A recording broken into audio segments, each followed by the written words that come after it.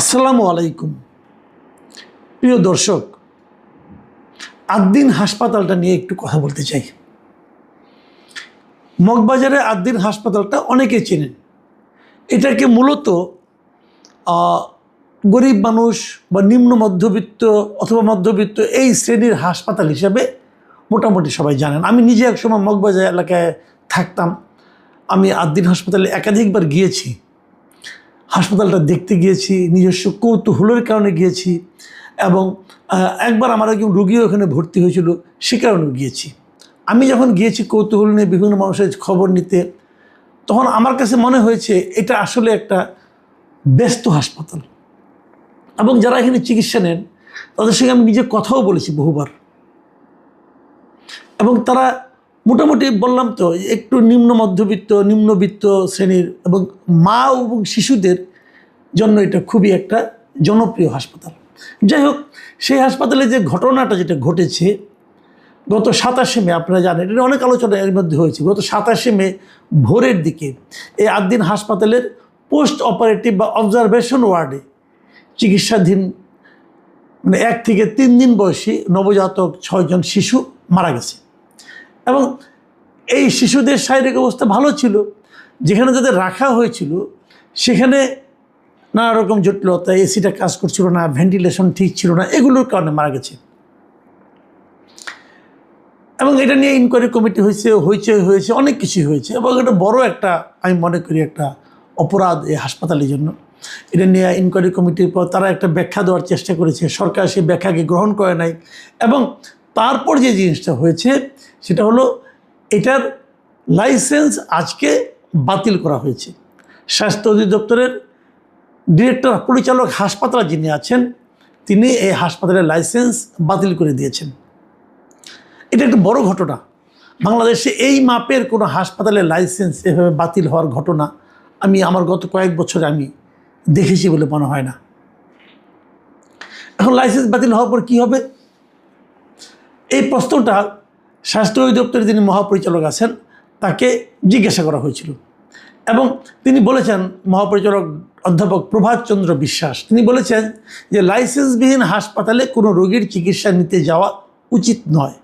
যারা চিকিৎসা নিচ্ছেন আমরা কর্তৃপক্ষকে অনুরোধ করেছি সেসব রোগীকে যেন নিকটস্থ উপযুক্ত হাসপাতালে স্থানান্তর করা হয়। তাদের যদি কোনো সহায়তা দরকার হয় তারা যেন আমাদেরকে জানায়। এখন যে সমস্ত রোগী আছে তারা অন্য হাসপাতালে যাবেন, চিকিৎসা করবেন। আদ্দিন হাসপাতাল কার্যত বন্ধ, মানে আইন অনুযায়ী বন্ধ, এর মধ্যে কোনো চিকিৎসা চলতে পারবে না। দেখুন, এই হাসপাতালের যে অপরাধ তারা করেছে, অপরাধের অবশ্যই শাস্তি হওয়া দরকার। এই শাস্তির জন্য যারা দায়ী তাদেরকে শাস্তির আওতায় আনতে হবে। যে কক্ষটা বলা হচ্ছে কক্ষটা ঠিকঠাক মতো বানানো হয় নাই, কক্ষটাকে বন্ধ করে দেন, ওই চ্যাপ্টারটাকে ক্লোজ করে দেন, আপনারা কোনো সমস্যা নাই। এবং স্বাস্থ্যমন্ত্রী বলেছেন যে আদ্দিন হাসপাতালে যে ভবনটা আছে এই ভবনটাই চিকিৎসা কার্যক্রম পরিচালনার জন্য উপযুক্ত নয়। স্বাস্থ্যমন্ত্রীর এই বক্তব্যটা আমার খুব ভালো লেগেছে, যে চিকিৎসা কার্যক্রম পরিচালনার জন্য এই ভবনটা উপযুক্ত নয়।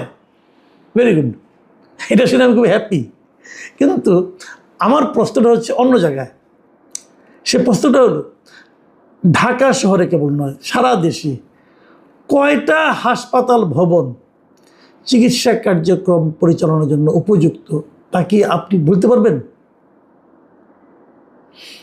আপনারা কখনো ঢাকা মেডিকেল কলেজ হাসপাতালে ঢুকেছেন? আপনি ইমার্জেন্সি যেখানে আছে সেখান থেকে ঢুকবেন, পশ্চিম পাশ দিয়ে বেরিয়ে আসবেন। এই যে ভবনটা, এটা কি একটা হাসপাতাল ভবনের জন্য উপযুক্ত? উপযুক্ত নয়। এটা হাসপাতালের জন্য বানানোই তো হয় নাই, পরে সেটাতে অনেকটা জোর করে একটা হাসপাতালের মতো বসানো হয়েছে। কিন্তু এটা কিন্তু হাসপাতাল হিসেবেই অনেক বছর ধরে আছে, এবং দেশের সবচেয়ে বড় হাসপাতাল বলা যায় এটাকে। আচ্ছা ঠিক আছে, আমি একটা বেসরকারি হাসপাতালের নাম বলি। এই ধানমন্ডি এলাকায় একটা হাসপাতাল আছে, আনোয়ার খান মডার্ন হাসপাতাল। কখনো এর মধ্যে ঢুকেছেন? ঢুকে দেখবেন মনে হবে আপনি একটা গুহার মধ্যে ঢুকে গেলেন। এখানে ভেন্টিলেশনটা কোন দিক দিয়ে হয় আমি বুঝি নাই, আমি নিজে ঢুকেছিলাম। তো এরকম হাসপাতালে কিন্তু আমি 2টার নাম বললাম র্যান্ডমলি, তার মানে এই না এই 2টা আবার আমাকে ব্যক্তিগতভাবে অন্যভাবে নেবেন না। কারণ এই সমস্ত হাসপাতালের কিন্তু কোন হাসপাতাল ভবনটা হাসপাতালে হওয়ার উপযুক্ত কি উপযুক্ত না সেটা দেখার জন্য কিন্তু স্বাস্থ্য অধিদপ্তরের একটা ডিপার্টমেন্ট আছে। সেটা হলো এই যে পরিচালক হাসপাতালের যে দপ্তরটা। আদ্দিন হাসপাতাল ভবনটা যে হাসপাতাল পরিচালনা চিকিৎসা কার্যক্রম পরিচালনা উপযুক্ত নয় ভবনটা, এটা স্বাস্থ্য অধিদপ্তর একদিন বুঝলো না কেন? স্বাস্থ্য অধিদপ্তর একদিন এখানে কেন আসে নাই?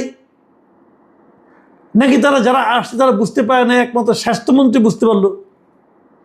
এই আদ্দিন হাসপাতাল এখানে চিকিৎসা কার্যক্রম চালাচ্ছে 1997 সাল থেকে, মানে আজকে থেকে 29 বছর ধরে তারা এখানে হাসপাতাল কার্যক্রম চলছে।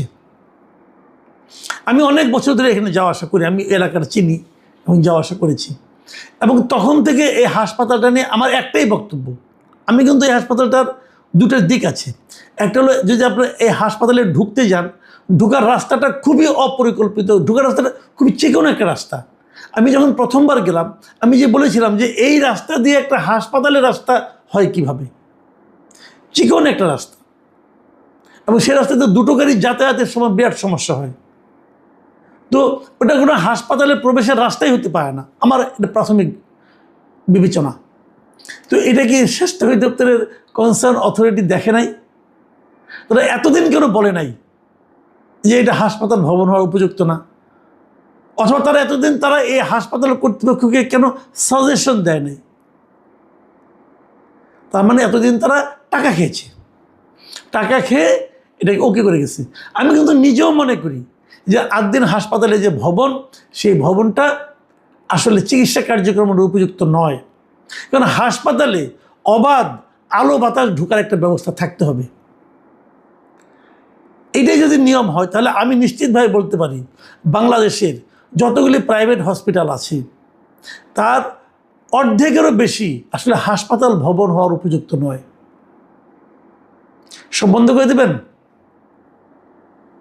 মানে ওই মাথা ব্যথা হয়েছে মাথা কেটে ফেলতে হবে, বিরাট ক্ষমতা আপনাদের হাতে। আচ্ছা আমি একটা কথা বলি, আপনারা কি জানেন আদ্দিন হাসপাতালের ভলিউমটা কেমন, কত বড়? এখানে কত শয্যা আছে? 500 শয্যার হাসপাতাল। এখানে 500 শয্যা আছে। আর প্রতিদিন এখানে আউটডোরে কমপক্ষে 2000 লোক ট্রিটমেন্ট নেয়, কমপক্ষে 2000। প্রভাতচন্দ্র বিশ্বাস অধ্যাপক, তিনি তো বললেন এদেরকে আশেপাশে অন্য কোথাও নিতে হবে। কোথায় নেবেন ভাই? আপনার কি অবকাঠামো আছে বলেন, আপনি কোথায় নিতে চান বলেন? আমরা একটু শুনতে চাই যে প্রতিদিন 2000 লোক যে আউটডোর থেকে চিকিৎসা নেয় তাদেরকে আপনি কোথায় আউটডোরে 2000 চিকিৎসা দিবেন? আশেপাশে কোন হাসপাতালে দিবেন? বলা খুব সহজ, বন্ধ করে দেওয়া খুব সহজ, তৈরি করা কঠিন। আপনারা এটা ঠিক করেন যে আইসিইউতে সমস্যা আছে আপনি আইসিইউটা বন্ধ করে দেন, বলেন এই আইসিইউ চলবে না, তোমরা আইসিইউ ট্রিটমেন্ট করবে না, অন্য ট্রিটমেন্টগুলি করো, আইসিইউটা ঠিকঠাক মতো বানাইতে বলেন। অথবা আর যে যে জায়গায় সমস্যা আছে সেই সেই জায়গাগুলো আপনারা চেঞ্জ করান। রাস্তাটা বড় করতে হবে, রাস্তাটা বড় করেন, সেগুলি বলেন। 29 বছর ধরে একটা হাসপাতাল চলছে, আপনি মুখের কথা বন্ধ করে দিলেন কারণটা আমি বলি।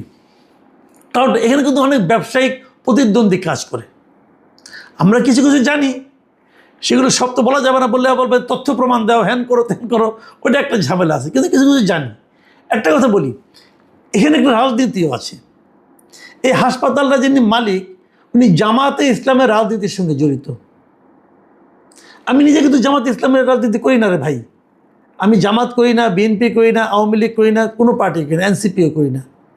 কিন্তু ভাই এই দেশের মানুষটা আমি জানি তো, এবং এই মালিকের ব্যাপারে আমার অনেক আপত্তি আছে, লিমিটেশনস আছে। কিন্তু এই ভদ্রলোক তো মানুষের উপকারটা করতেছিলেন রে ভাই, আপনি হাসপাতাল বন্ধ করে দিলেন।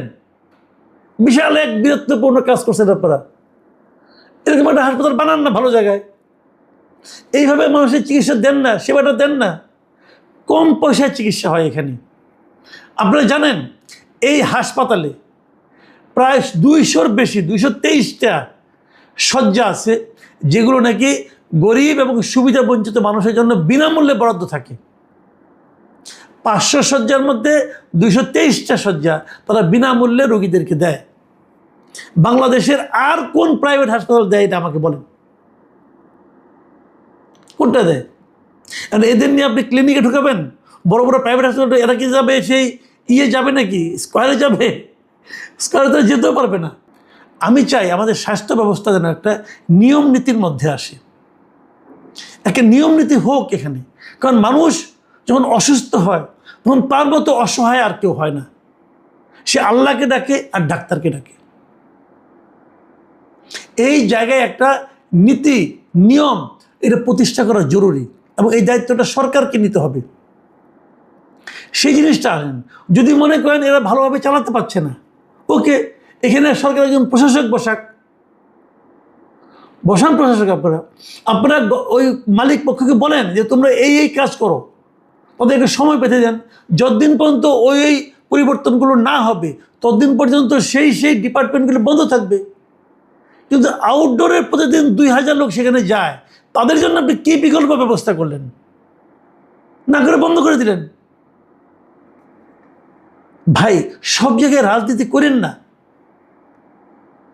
সব জায়গায় রাজনীতি করেন না, মানুষের কথা ভাবেন। আপনিও তো রাজনৈতিকভাবে লাভবান হলেন, আপনিও তো রাজনৈতিকভাবে কোনো একটা গোষ্ঠীকে আপনি একটা দাপট দেখালেন অথবা তাদেরকে কোন ঠাসা করলেন, এতে আপনার রাজনৈতিক বিজয় হলো, আমি কোনো আপত্তি দেখছি না। কিন্তু এর কারণে যদি সাধারণ মানুষ বিপদগ্রস্ত হয়, যদি সাধারণ মানুষ ভোগান্তির শিকার হয়, তারা কিন্তু আপনাদেরকে, ভাই সরাসরি আমি বলি, তারা বদদোয়া দেবে আপনাদেরকে।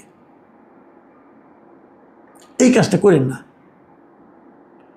আমি এই ব্যাপারে সবার কি বলবো, ওনারা যেটা করছেন যদি শাস্তির, ওনাদের মধ্যে মামলা করেন না ভাই, কোনো সমস্যা নাই, ওনাদের শাস্তির আওতায় আনেন, আমার তাও কোনো আপত্তি নেই। আমি কারো